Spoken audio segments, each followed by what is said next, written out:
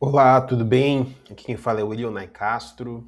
Eu sou vendedor e atuo há mais de 10 anos na área de vendas e também eu sou um estudioso de vendas.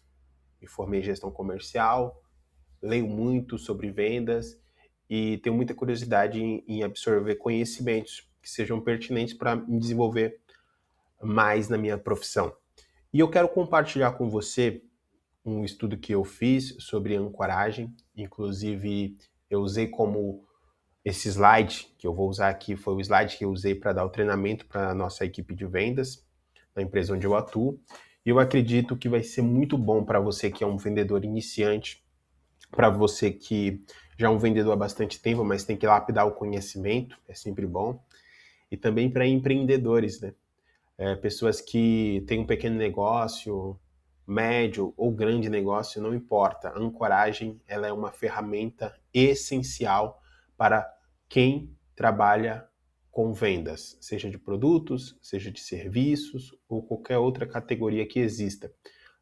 Porque a ancoragem está construído debaixo de alguns vieses ou um viés cognitivo comportamental, que é o que eu vou explicar para vocês. É bem simples o treinamento, eu vou passar para você a parte psicológica, alguns cases de mercado que realmente funcionaram, e eu vou explicar para você alguns tipos de ancoragem que você pode aplicar hoje mesmo. Nós vamos também passar um pouquinho pelos medos que os vendedores têm de ancorar, e depois nós vamos aprender a desancorar, que é um termo que eu não sei se existe, mas se não existe, eu acabei de criar. Mas vamos lá. Primeiro, nós vamos falar um pouquinho da psicologia da ancoragem. Eu quero trazer como base o Daniel Kahneman. Daniel Kahneman escreveu o livro Rápido e Devagar. É um baita livro, aproximadamente 500 páginas, é a tese da vida dele. Inclusive, ele ganhou o prêmio Nobel por conta desse livro. Ele tem um coautor, né, que foi o Amos, um amigo dele, porém já é falecido na época em que o Daniel já era falecido na época que o Daniel recebeu o prêmio. Mas o que o Daniel Kahneman resume no livro dele? Que a ancoragem é um viés cognitivo comportamental que demonstra que a primeira informação que recebemos serve como âncora e influencia profundamente todas as avaliações e decisões subsequentes. O que significa todo esse emaranhado de palavras? O que é um viés, né? Acho que está cortando aqui, deixa eu só melhorar. Pronto. O que é um viés cognitivo comportamental? Um viés cognitivo comportamental é o seu comportamento vai ser determinado por um movimento do teu cérebro, seja no consciente ou no subconsciente. E nós tendo essa informação, nós podemos determinar como que você vai se comportar. Eu posso, através de algumas técnicas, ativar os seus vieses cognitivos, ou seja, os seus gatilhos mentais, a forma como você pensa ou usar a forma como você pensa para fazer você tomar decisões ou ter comportamentos, que é isso que o texto está falando. Então, as pessoas, elas têm dentro de si, dentro do seu cérebro, a necessidade de sempre ancorar as informações que estão correlacionadas a valores, preços ou tomada de decisões. Então, todo mundo, sem exceção, faz uma ancoragem para tomar uma decisão. Isso é muito importante e eu vou mostrar aqui. Ó. O cérebro usa a ancoragem porque reduz a carga cognitiva. Ela não precisa ficar pensando no que ela está fazendo, ou se aquilo está muito caro, se está muito barato. Evita um esforço excessivo e dá a sensação de controle e segurança, que são elementos necessários para uma pessoa tomar a decisão de compra. Então, o cérebro ele vai fazer essa ancoragem. Eu não sei se você já parou para pensar, mas eu quero te provocar na seguinte reflexão. Nós não sabemos os preços das coisas, de forma absoluta. Vou dar um exemplo. Quanto que custa fabricar um chiclete? Quem disse que R$ 3 em um chiclete é um preço justo? Você sabe quanto que custou a matéria-prima do chiclete para que no final nós achássemos justo pagar R$ 3 ou R$ 5 em um chiclete? E por que pagar R$ 150 em um chiclete não seria justo? A gente não consegue precisar os valores das coisas. Apenas o nosso cérebro sabe se é justo, se é barato ou se é caro, por conta de uma coisa chamada de âncora primária, ou a âncora que foi falado primeiro. É o preço que eu tive acesso por toda a minha vida, ou foi o primeiro preço que eu vi, e isso me dá o fundamento para tomar a decisão de que é caro ou é barato. Um outro exemplo. As pessoas compram muito carro, né? Então, vira e mexe, você vê alguém comprando carro, possivelmente você que está assistindo o vídeo também comprou um carro. Se não comprou, vai comprar. Como que você sabe que o carro que custa 50 mil, ele realmente custa 50 mil? Você sabe quanto custou cada peça do motor daquele carro? Quanto que custou o kit da embreagem? Quanto que custou o câmbio? Quanto que custou o airbag? Quanto que custou a mão de obra? Nós não sabemos o valor absoluto das coisas. Se eu pedisse para você me fala o preço exato, que é um Duster 2015, por que as pessoas estão vendendo por 50 mil? Obviamente, existe um estudo de mercado por trás, mas nós, quando vamos tomar a decisão, não temos essas informações. O que nós temos é uma coisa chamada de tabela FIP, ou preço de mercado. Se o preço de mercado está em 50 mil e eu pago 300 mil no carro, eu paguei caro. Mas não necessariamente eu digo que paguei caro porque eu sei o valor de cada componente do carro, e sim porque existe uma âncora de valor, que é a tabela FIP, que é o preço de mercado. Se eu pago R$ 5 no carro, eu paguei barato, mas não porque eu sei quanto custou cada componente, e sim porque existe uma âncora. Então, toda decisão de compra que as pessoas vão tomar, elas tomam a partir de âncoras, para poder definir se é caro, se é barato, e essas definições é o que trazem a sensação de segurança, de controle, para tomar as decisões. O que significa? O cérebro sempre vai buscar a âncora, e nós, como vendedores inteligentes, vamos trabalhar com a âncora para poder trazer mais qualidade para a nossa venda. Vamos aqui para o próximo slide. Dados e cases de mercado. Eu peguei dois cases de mercado. O primeiro, na verdade, eu vou falar de duas empresas, mas antes deixa eu trazer essa informação. O ticket médio de uma venda pode aumentar de 20% a 40% quando nós usamos a ancoragem corretamente. Então, pensa no seguinte cenário. Você vende R$100 mil, e se você usar a âncora de uma forma correta, você pode chegar a vender 140 mil com os mesmos leads, com o mesmo produto, e fazer o teu recurso multiplicar com as mesmas ferramentas que você tem em mãos, apenas usando a âncora de uma forma correta. Agora sim, vamos para o case de mercado. O Economista é um jornal americano, e eles tinham duas assinaturas, uma de 59, que vendia apenas o jornal online, e uma de 129, que vendia a assinatura online e a física, ou impressa, né? Se vocês forem ver a proporção de quem escolhia, a maioria, que é 68%, escolhia o online por conta do preço, obviamente. O que está acontecendo aqui? O online está mais barato porque existe um produto de 129 que está demonstrando que vale mais a pena o online, tá bom? Então, poucas pessoas escolhiam o mais caro. O mais caro, na verdade, estava sendo a âncora. É ele que está fazendo a sinalização para comprar o de cima. Só que o que acontece? O jornal queria vender o mais caro, obviamente. Qual que foi a estratégia que eles tiveram? Bom, vamos criar um produto que custa a mesma coisa que o impresso mais online, vai ser 129, só que nós vamos oferecer apenas o impresso. E aí, esse produto vai ser uma âncora, não para nós vendermos, nós não queremos vender esse produto. Eles criaram um produto para não vender. Eles criaram um produto para vender o mais caro. Ou seja, só o impresso, 129, impresso mais online, 129 também. O que nós fizemos, colocamos uma âncora, e aí as pessoas tomaram a decisão. Isso que é um viés cognitivo comportamental. Eu levo a pessoa para tomar a decisão que ela acha mais justa, mais inteligente, mais honesta. Só que por trás sou eu que estou fazendo essa movimentação. Então, o jornal ele fez uma assinatura para servir de âncora. Esse do meio é uma âncora para vender o mais caro.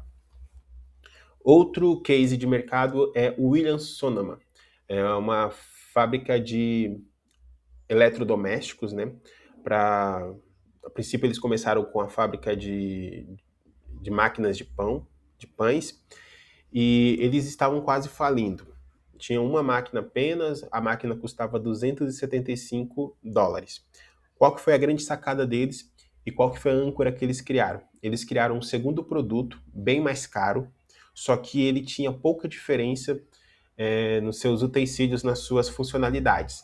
E aí fazia com que as pessoas elas vissem que a máquina básica estava mais barata. E aí elas criaram essa máquina premium, 429, ou seja, bem mais cara, só que o diferencial dos componentes era pouca coisa, fazia pão igual, era apenas uma questão de luxo, e as pessoas começaram a comprar mais a máquina básica porque foi criada uma âncora para poder fazer a pessoa tomar uma decisão baseado em um comportamento cognitivo.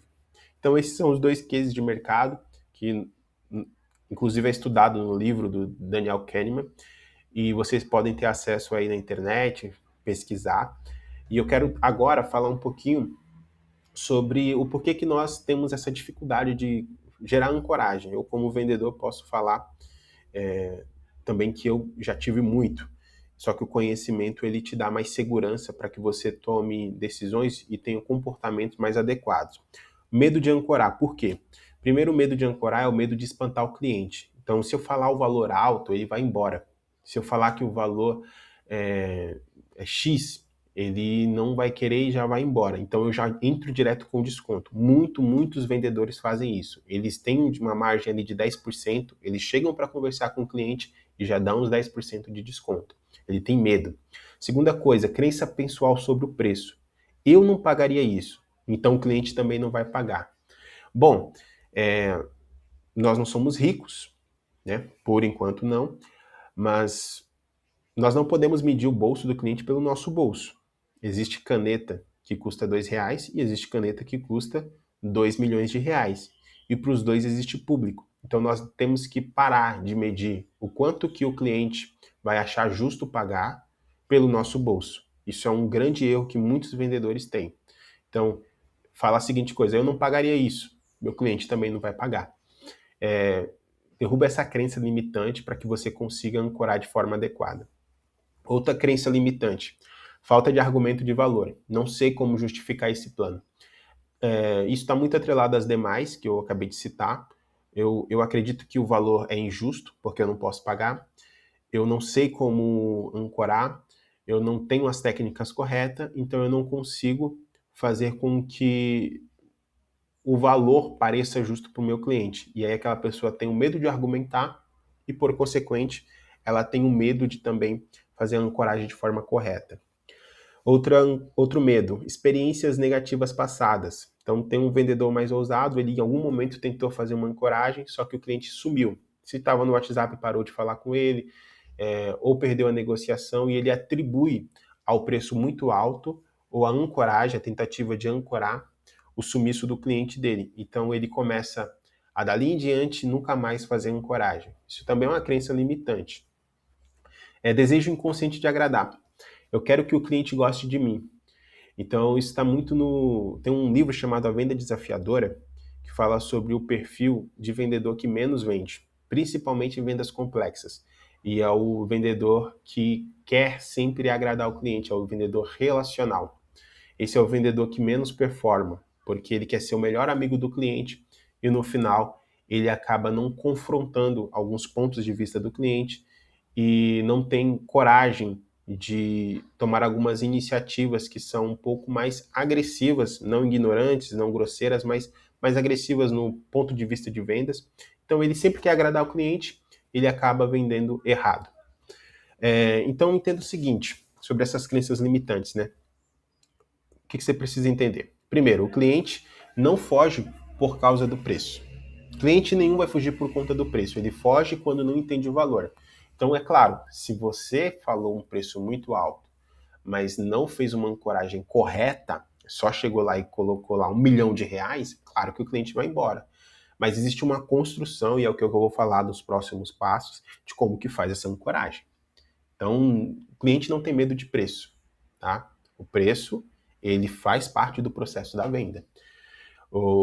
Outra coisa, você ancora não para vender mais caro, mas para tornar o plano certo mais atrativo. Nem sempre a ancoragem é para você vender o produto mais top que você tem. Às vezes você tem um produto top e ele serve apenas para você vender o produto médio. A maioria das empresas é assim. Nem todo mundo vai comprar o teu produto premium, mas você vai ter um público muito maior para comprar o teu produto intermediário ou básico. Então, pensa nisso. E aí uma frase para deixar de reflexão é: ou vendemos com método, ou vendemos com técnica, ou vendemos de forma adequada, com insights, com inteligência, ou nós vamos vender pelo medo. Ou o medo vai vender pra gente. E ele sempre vai vender mais barato. Então, decida se você quer realmente ser um vendedor, se você quer vender com qualidade, decida aprender.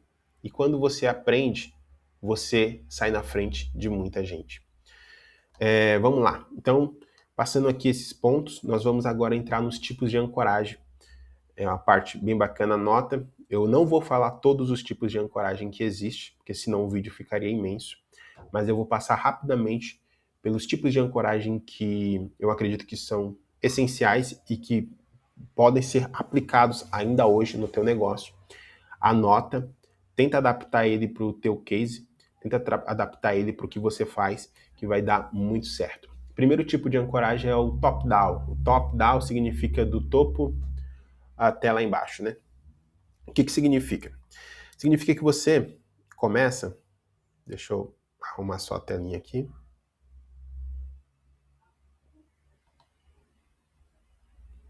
Pronto. Você apresenta uma opção de preço muito elevado primeiro. Isso cria uma sombra sobre os preços seguintes, fazendo com que qualquer valor menor pareça uma oportunidade imperdível. Aqui a ideia não é apresentar dois produtos. A ideia é apresentar um produto caro e depois apresentar o produto barato, tá bom? O Alex Hormozi, ele escreveu um livro, o primeiro livro que eu li agora em 2026, e ele fala sobre um momento da vida dele que ele teve que comprar um terno muito chique, que ele começou a andar com pessoas de alto padrão. E aí o colega dele indicou uma loja, ele foi na loja e ele tinha reservado só $500 para comprar o terno. Chegou lá, o moço veio com 2 ternos, só que ele entregou só um para ele. Entregou o terno, ele vestiu, achou lindo, perfeito, e estava quase decidido a comprar. Só que ele foi olhar o preço na etiqueta, estava $16 mil o terno. Ele ficou abismado, ele ficou envergonhado porque não tinha dinheiro para comprar daquele valor, não queria investir aquele valor. E o vendedor olhando, já percebendo que ele tinha ficado um pouco constrangido, falou assim: você se preocupa muito com a sofisticação do terno, com o tecido e tudo mais, ou você quer realmente algo que te deixe bonito, mas pode ser mais econômico? Ele falou: pode ser o econômico. Pegou um terno de $2.500. Isso é um caso real. Está no livro do Alex Hormozi. Bom, ele saiu feliz. Ele comprou um terno de $2.500 e saiu feliz. Por quê? O vendedor ancorou ele. Se o vendedor tivesse chegado só com o de $2.500, primeiro, ele teria achado caro o de $2.500, mas ele achou barato porque ele experimentou de 16 mil. Então faça isso. Você tem 2 produtos, você tem 3 produtos, oferece o caro primeiro. Tenta vender o caro. Só que já vai com o outro engatilhado. E aí você espera a negativa do cliente, espera o cliente dizer não, espera ele ter algum tipo de constrangimento, ficar um pouco assim, ressabido, ficar mais questionador, e aí você traz ele para um próximo ponto. E cria uma sensação de que você está ajudando o cliente, que você está dando uma solução para o problema dele, que é o dinheiro, e ele fica feliz, mesmo que ele vá gastar bastante dinheiro, porque $2.500 em um terno, para quem estava com apenas $500 é bastante dinheiro, mas ele saiu feliz porque ele foi ancorado. Então comece do alto, top down, do alto até embaixo. Isso é uma ancoragem de contraste também, tá bom? Então cria uma sombra sobre o produto que você realmente quer vender. E sim, o vendedor queria vender o de $2.500, ele já estava segurando os dois na mão, só que ele deixou o Alex Hormozzi experimentar primeiro de 16 mil.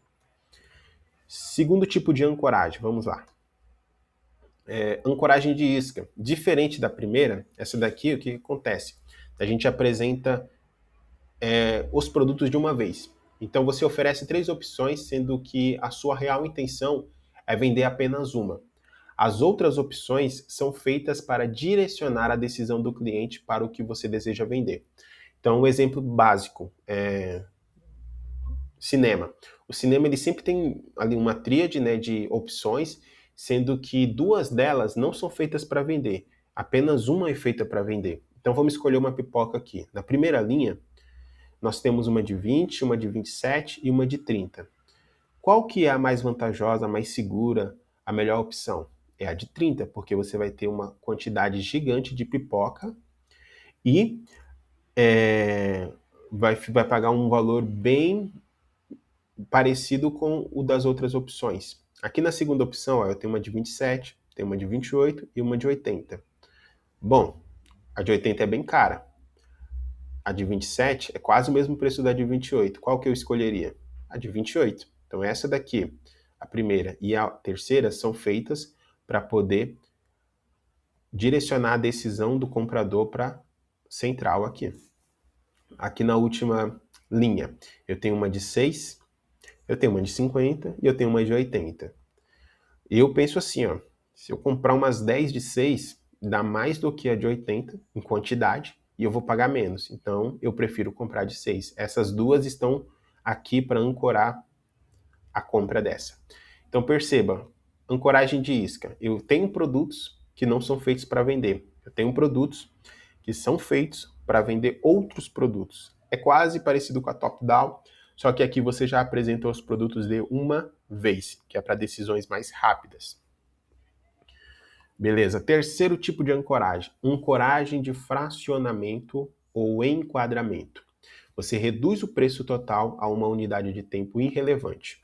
Então você pega o valor cheio e divide ali por dia, por semana, por hora, você fraciona o valor. Isso remove a dor do pagamento, então para a pessoa vai dar um aspecto de é mais barato, e também reduz o ticket médio. Então o ticket mais alto ele acaba virando um ticket mais baixo, né? O que que acontece? O legal aqui também é fazer muito comparativo. Eu coloquei um exemplo de uma academia. Então a academia poderia fazer o seguinte, a oferta para você malhar lá na academia, de 250 por 200 por mês. Essa é a primeira opção de você fazer um copy. Ou de 250 por 6,66 por dia. Qual que é a opção que as pessoas mais vão escolher? Obviamente é de 6,66. Porém, no final ela vai estar pagando a mesma coisa, tá bom? O valor aqui não muda. É o mesmo valor. Os dois, tanto 6,66 quanto 200, vai dar o mesmo preço. Aqui você pode até melhorar sua cópia, falar assim, ó, 6,66, menos do que um cafezinho por dia. Então a pessoa acaba esquecendo que existe a palavra dia aqui e ela foca só no número. E aqui ela esquece que tem a palavra mês e ela foca só no número. O cérebro ele faz isso, ele vê o número e ele meio que fica cego para as demais informações. Outra ancoragem, ancoragem de mercado. Ancoragem de mercado é quando você tira o seu produto de uma categoria barata e coloca em uma categoria cara. Se você vende um curso online, não compare com um streaming. Então, 50 por mês, que seria o máximo de um streaming, né? Compare com uma faculdade presencial. Então, a grande sacada aqui é você pegar o que você vende, pegar o seu concorrente ou a sua categoria, né, o seu mercado, pegar o que é o mais top, o classe A, os mais caros, o premium, e você comparar com eles. Então, coloquei um exemplo aqui no balãozinho. Um conteúdo desse nível só é encontrado em programas de MBA e custaria no mínimo 15 mil reais. Isso aqui eu estou tentando vender um curso online. Então, o curso online custaria 950 ou 12 de, sei lá, 89 reais. E eu posso fazer um comparativo antes de passar o meu preço com uma MBA. Claro, não é a mesma coisa, mas o cliente também vai saber isso, tá? Não é questão de enganar o cliente, mas você está comparando que se ele quiser um conteúdo daquela qualidade, daquele nível, com aqueles professores ou com aquele profissional, ele gastaria, se fosse em um curso presencial mais intenso, uma faixa aí de 15 mil reais. Esse segundo balão aqui, ó. Para ter uma hora com cada um dos professores da Travessia da Família, o investimento estimado seria de aproximadamente 50 mil reais. Então, aqui eu estou vendendo também outro curso online e tem vários professores. Se a pessoa fosse contratar para ter uma hora com cada um dos professores que vai ter no nosso curso, ela gastaria em uma fortuna. E eu tenho que pôr essa fortuna aos olhos dela para que ela perceba que o produto realmente está com um preço muito atrativo.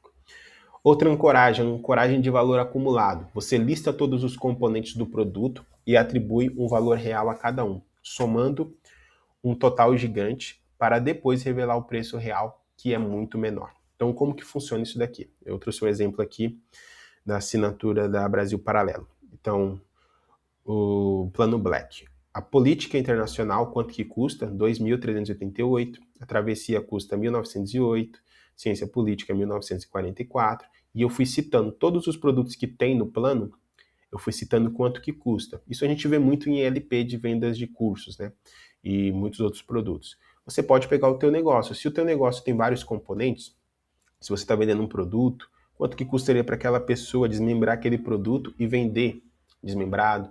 Se você está vendendo um combo, quanto que custaria item por item? Você soma o valor cheio daquilo e aí vai dar um total de 23 mil, porém, por apenas 18 de 286 ela leva. Então vai somando. E o detalhe aqui, fala na vírgula, fala de maneira bem precisa cada valor, não joga o valor. Se você jogar o valor, a pessoa percebe que é um valor jogado, que você não fez uma reflexão para chegar naquele preço, que é realmente algo só para fazê-la comprar. Agora, se você fala o preço com vírgula, com ponto, no detalhe, você cria uma credibilidade para poder fazer a venda. Ancoragem de precisão, números não redondos. Números precisos, então 1.197,40 sugerem que houve um cálculo rigoroso de custos e margens. Números redondos, por exemplo, 1.200, parecem chutados e convidam o cliente a pedir desconto. Então, qual carro que você compraria? Você compraria um carro que está de 70 mil por 50 mil? Ou você compraria um carro que está de 70 mil por 51.520 e 30? Quando você traz um número tão quebrado, você traz essa impressão que você fez esse cálculo para poder chegar no valor, e isso inclusive impede a pessoa de te pedir mais desconto. Agora, quando você chuta o número e fala assim, cerca de 50 mil a gente fecha. Isso é uma coisa jogada e dá a impressão que você ainda tem muita margem de lucro e a pessoa vai querer ainda pedir mais desconto para você. Vamos lá, outro tipo de ancoragem, a ancoragem de custo de oportunidade, a ancoragem na perda. Então, a ancorar o preço no quanto o cliente perde ao não ter o produto. A âncora não é o preço, mas o prejuízo em não ter o produto. O que significa? Quanto que me custaria não ter o teu produto? Quanto me custaria não ter o teu serviço? Então eu trouxe 3 exemplos. Não ter nosso plano de saúde pode te custar 50 mil por ano. E aí você começa a desenvolver. Você pode gastar com medicamentos, medicação, se você precisar ficar internado, se você precisar fazer consultas, isso dá uma média de mercado de 50 mil reais por ano. Então, nesse aspecto, parece-me barato pagar um plano de saúde. Outra coisa, aqui essa de baixo aqui, não ter o seguro no seu celular pode custar os 8 mil. Então, se você comprou um iPhone e pagou 8 mil e não tem seguro, você pode gastar mais 8 mil, o valor do novo, mais o valor do novo celular que vai precisar. Então você vai gastar 8 mil e vai gastar mais 8 mil, vai gastar 16 mil reais se você não colocar o seguro no seu celular.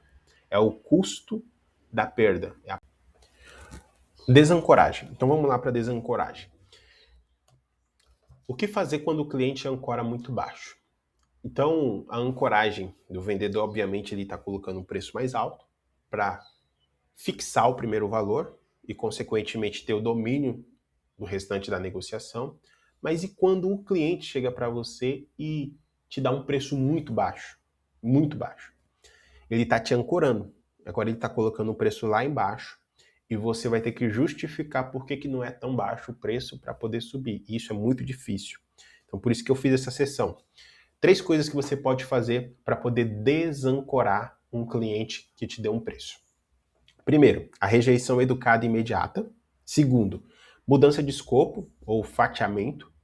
E terceiro, reancoragem com dados de mercado. Vamos passar em uma por uma, para a gente ver como que funciona. Primeiro, a rejeição educada e imediata. Se o valor for absurdo, você não deve nem contrapor. Se você fizer uma contraproposta, estará aceitando a âncora dele como ponto de partida. Então, vamos pintar o seguinte cenário. Estou vendendo um celular por 5 mil reais. A pessoa chega e fala, eu pago 2. Ela está me ancorando. Se eu falar assim, ó, 2 não dá, mas eu consigo X, você entrou na âncora.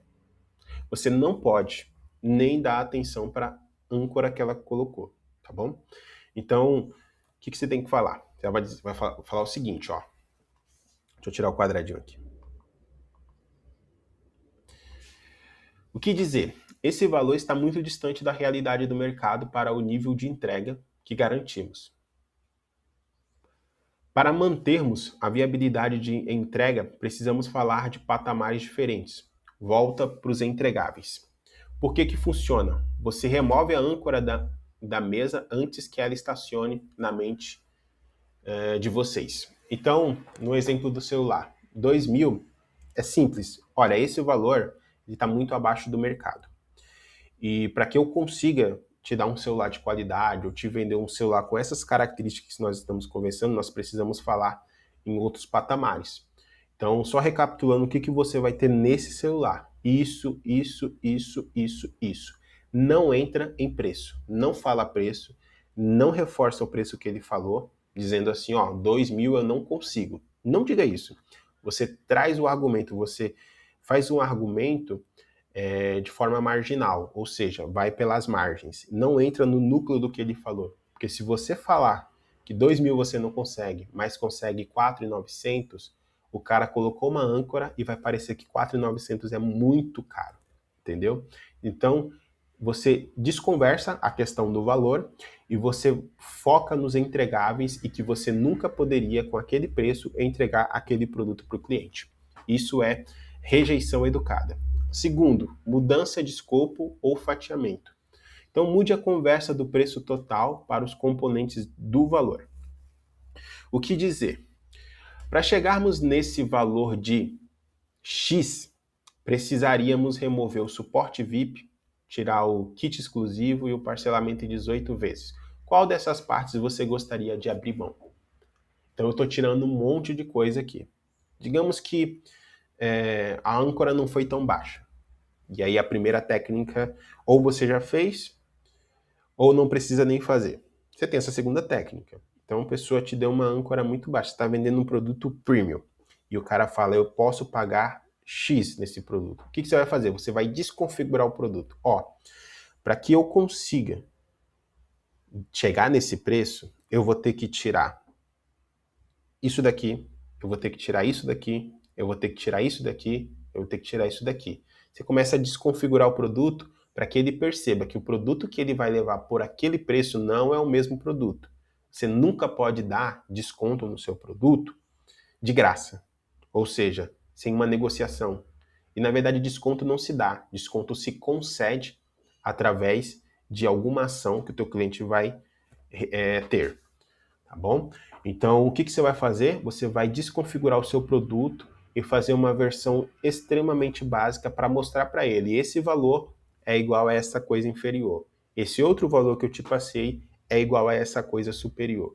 Se você quer uma coisa superior, você vai ter que pagar esse valor. Se você quer uma coisa inferior, você vai ter que pagar este valor. Você tira os patamares do produto, você mostra para ele que uma coisa é alho e outras são bugalhos. Por que isso funciona, né? Você força o cliente a ancorar o valor nos benefícios e não apenas no número. Ele percebe que o preço baixo significa um produto inferior. Essa técnica é muito poderosa e funciona muito principalmente para quem consegue fazer esse desmembramento com o produto ou entrega de serviço. Então, por exemplo, eu sou um marceneiro.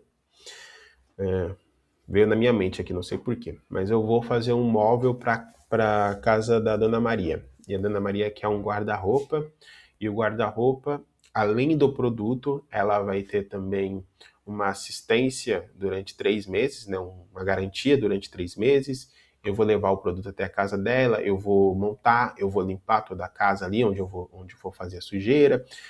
Além disso, ela vai ganhar um kit de, sei lá, de panela ou de algum outro produto.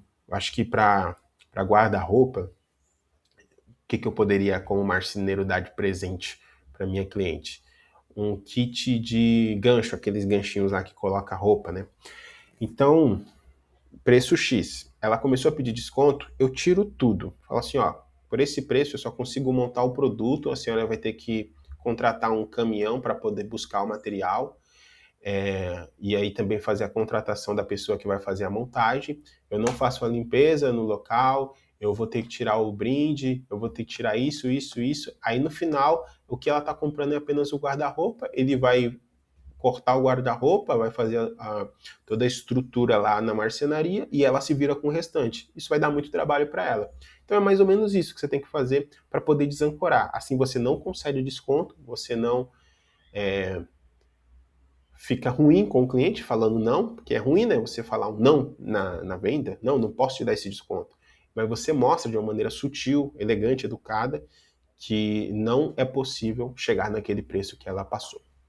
Tá bom? Vamos para a terceira agora. A reancoragem com dados de mercado. Traga uma âncora externa mais forte para atropelar a âncora do cliente. Como que faz isso? O que dizer? O cliente pediu um desconto. Entendo sua proposta, mas conteúdos iguais a esse ou similares com este costumam exigir um investimento de no mínimo R$ 20.000, o que exatamente você está comparando com a nossa solução para chegar nesse número. Então, digamos que você está vendendo alguma coisa, está vendendo uma cortina. A cortina custa R$ 1.000. A pessoa vem e fala que pode pagar 700. Falo para ela, perfeito, só deixa eu entender uma coisa. Eu sou profissional aqui no mercado, trabalho há tantos anos, e eu conheço todos os meus concorrentes. E um produto igual a esse que eu estou te vendendo, no mercado, custa no mínimo XY. Perfeito, você me deu o valor, mas eu queria só entender exatamente com o que você está comparando o meu produto para chegar nesse valor menor. E aí a gente pode negociar. Você virou a mesa agora. Agora é o cliente que vai ter que te provar que o desconto realmente tem validade. Não é você provar para o cliente que não pode dar desconto, é o cliente provar que você tem que dar o desconto para ele.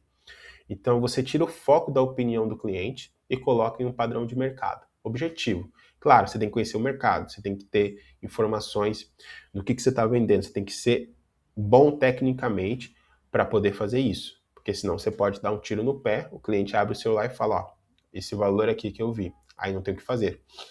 Então, se o produto é igual e ele custa mais, você pode usar o mercado e falar, ó, no mercado este produto é X. Me fala exatamente o que é que o senhor está fazendo essa comparação para que eu consiga entender a possibilidade do desconto. Então o cliente vai ter que se justificar, você acaba virando a mesa. Tá bom? Então são esses 3 tipos de desancoragem. E como eu disse, é um rápido treinamento. Espero que ajude vocês. Se vocês tiverem alguma dúvida, manda aqui nos comentários que eu vou respondê-las. E apliquem, estudem mais, usem inteligência artificial para poder